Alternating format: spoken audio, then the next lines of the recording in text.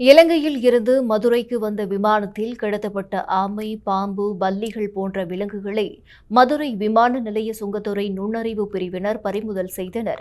March 19ஆம் தேதி இலங்கையிலிருந்து மதுரைக்கு வந்த ஸ்ரீலங்கன் ஏர்லைன்ஸ் விமானத்தில் வேலூரைச் சேர்ந்த ஒருவர் பயணித்தார். அவரது நடவடிக்கையில் சந்தேகமடைந்த போலீசார் உடைமைகளை சோதனை செய்தனர். அப்போது ஒரு சூட்கேஸில் இந்திய அரசால் தடை செய்யப்பட்ட 52 அரிய வகை ஆமைகள், 4 பல்லிகள், 8 பாம்பு குட்டிகள் என மொத்தம் 64 உயிரினங்களை அவர் கடத்தியது தெரியவந்தது. இதுகுறித்து சுங்கத்துறை அதிகாரிகள் வேலூரைச் சேர்ந்த அந்த பையனிடம் விசாரித்தனர். அப்போது அவர் தான் இலங்கையில் இருந்து புறப்படும் போது ஒருவர் தன்னிடம் அந்த பெட்டியில் சாக்லேட் இருக்கிறது எனவும் அதை மதுரை விமான நிலைய வாசலில் இருக்கும் ஒருவரிடம் கொடுக்க வேண்டும் என்றும் கூறியதாக தெரிவித்தார். இதையடுத்து சுங்கத்துறை நுண்ணறிவு பிரிவினர் அவரை கைது செய்தனர். இலங்கையில் இருந்து கடத்தப்பட்ட உயிரினங்கள் நீதிமன்றத்தில் ஒப்படைக்கப்பட்டன.